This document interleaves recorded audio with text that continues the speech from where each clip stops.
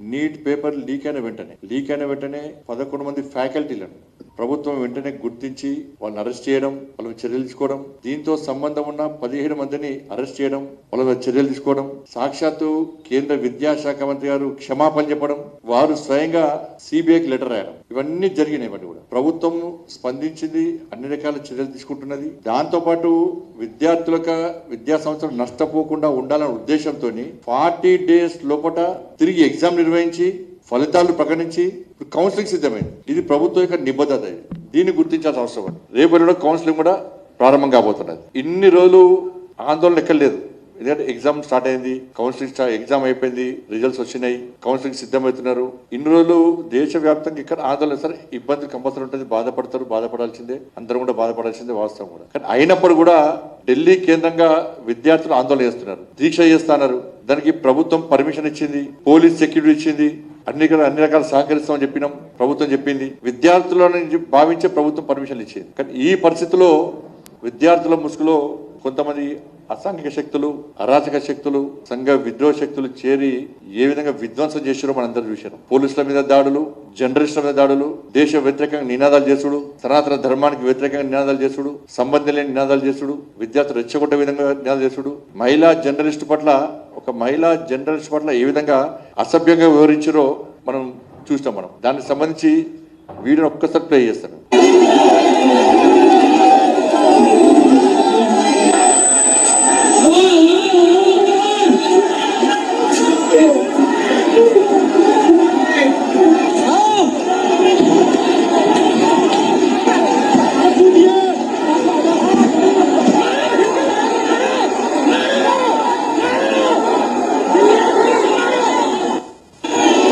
దాదాపు 118 మంది పోలీసు అధికారులు గాయాలైనాయి, తలలు ఒలిగినాయి, జర్నలిస్టులకు గాయాలైనాయి. కానీ ఎక్కడ కూడా పోలీసులు సమయంతో వ్యవహరించారు. ఎక్కడైతే సంఘ విద్రోహ శక్తులకు ఏమంటారో అక్కడ మాత్రమే, ఎక్కడ ఫైరింగ్ కూడా చేయలేదు. పార్లమెంటు దర్జాలోకి వచ్చి పార్లమెంటు ముట్టడి చేస్తాం, పార్లమెంటుకు చోరబడతాం అనే పరిస్థితులు కూడా ఎక్కడ పోలీస్ ఫైరింగ్ కానీ ఎలాంటి చేయలేదు. సంఘ విద్రోహ శక్తులకు విద్యార్థులు కాదు వీళ్ళు సంఘ విద్రోహ శక్తులకు రమడతారని చెప్పి భావించి అక్కడక్కడ లాఠీ చార్జ్ చేసేది తప్ప వేరే జరగలేదు. మీరు చూడండి, దీనికి అంతటి కారణము నిన్న ఢిల్లీ పోలీస్ 480 పాకిస్తాన్కి సంబంధించినటువంటి సోషల్ మీడియా అకౌంట్స్ బ్లాక్ చేసింది. 480 అకౌంట్స్ బ్లాక్ చేసింది. ఆ రోజు అలజడికి, తప్పుడు ప్రచారాలకు, అవాస్తవాలను ప్రచారం చేయడానికి అది ప్రధాన కారణం. కేవలం గుర్తించిన 480 కేవలం పాకిస్తాన్ నుంచి, ఇతర దేశాల కూడా ఇలా ఎంక్వైరీ చేస్తా ఉన్నారు. కాబట్టి ఇటువంటి పరిస్థితుల్లో అక్కడక్కడ లాఠీ చార్జ్ చేయాల్సి వచ్చింది.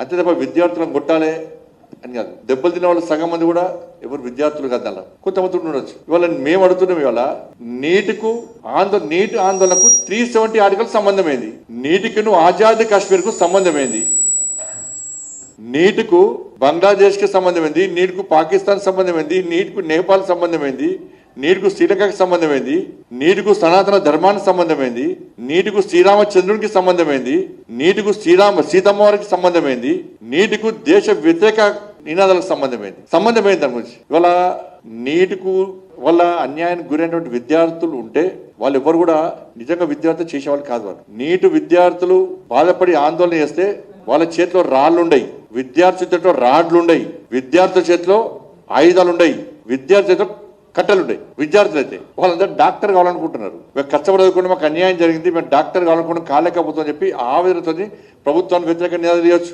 వాళ్ళకున్న బాధలను ఒక రకంగా నినాదాలు ఇవ్వచ్చు. అంతేగాని విద్యార్థులు ఎవరు రాళ్లు పట్టరు, ఆయుధాలు పట్టరు, కట్టలు పట్టరు.